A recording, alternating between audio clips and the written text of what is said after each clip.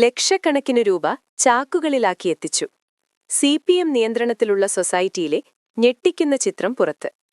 നമസ്കാരം, കേരള ഡെയിലി ന്യൂസിലേക്ക് സ്വാഗതം. തദ്ദേശ സ്ഥാപനങ്ങൾക്കുള്ള പ്ലാൻ ഫണ്ട് മുടങ്ങിയത് 3071 കോടിയുടെ വലിയ പ്രതിസന്ധിയിലേക്ക്. അതിനിടെ കോടത്തൂർ ആനറക്കുളത്തിന്റെ സംരക്ഷണ ഭിത്തി ഇടിഞ്ഞു താഴ്ന്നതോടെ 3/4 കോടി രൂപയാണ് വെള്ളത്തിലായത്. വെറുക്കപ്പെട്ട സർക്കാരാണ് കേരളം ഭരിക്കുന്നത് എന്ന വിമർശനവുമായി KPCC ട്രഷറർ VA നാരായണൻ രംഗത്തെത്തി.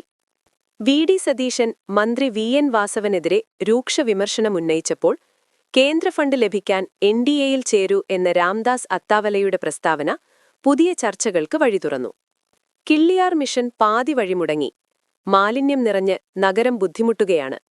ചാലിയാറിലേക്കും ഓടവഴി മാലിന്യമൊഴുക്കുന്നത് വീടുകളും സ്ഥാപനങ്ങളുമാണ്. ഈ പ്രതിസന്ധികൾക്കിടയിലും KSRTCയിൽ പുതിയൊരു നീക്കം. മദ്യപിച്ച് ബസ് ഓടിച്ച 500 ഡ്രൈവർമാർക്ക് ഒറ്റത്തവണ മാപ്പ് നൽകി തിരിച്ചെടുക്കുന്നു.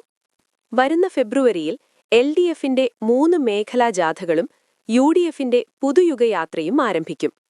അതിനിടെ കായംകുളം ഉൾപ്പെടെ 2 സീറ്റ് കൂടി ആവശ്യപ്പെട്ട് മുസ്ലിം ലീഗ് മുന്നോട്ട് വന്നു.